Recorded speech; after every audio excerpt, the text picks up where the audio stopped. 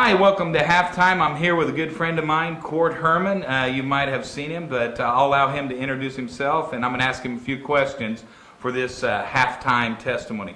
First, tell us your name and how you're involved in Upward basketball. Well, my name is Kort Herman, and I am involved in Upward. I have 4 kids, but 3 of them are actually involved in Upward. My 2 sons are playing both on separate teams, and my daughter is cheerleading, and I'm actually coaching my 2 sons, both of their teams.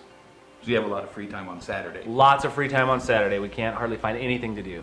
Okay, so as a family here and spending a lot of your Saturdays here over the last few weeks, what's the thing you love most about the Upward basketball program? Well, for me personally, because I have so many kids involved in it, it's the excitement of, number 1, going to practice, but number 2, getting to go to the games, and it's seeing my personal kids excited to go, and then when I get to practice or to the games, to see the excitement of the kids that are there. You don't see that a whole lot of times.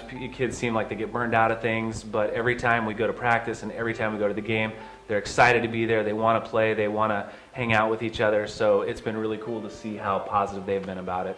And just how neat it is to see them kind of get excited about it. Cool. All right.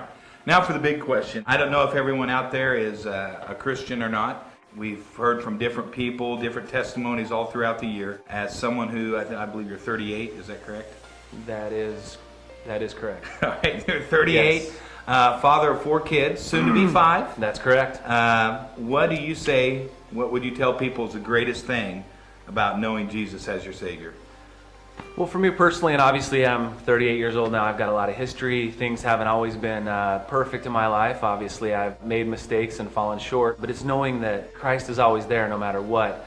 I guess it's just not being alone, and I've gone through some dark times in my life, and the thing that's always gotten me through that was knowing that He's been there. One other thing that's been really cool about being a Christian, and especially at this point in our lives, is the thing that Christ developed, which was the church, the community of other believers, and that for myself, and I know for my wife and my family, has been a huge part of our lives and a huge support to us. So getting to see Christ alive here today through His institution, the church, has just been incredible for us. So that's been another huge blessing. But ultimately, it's just knowing Christ is always there.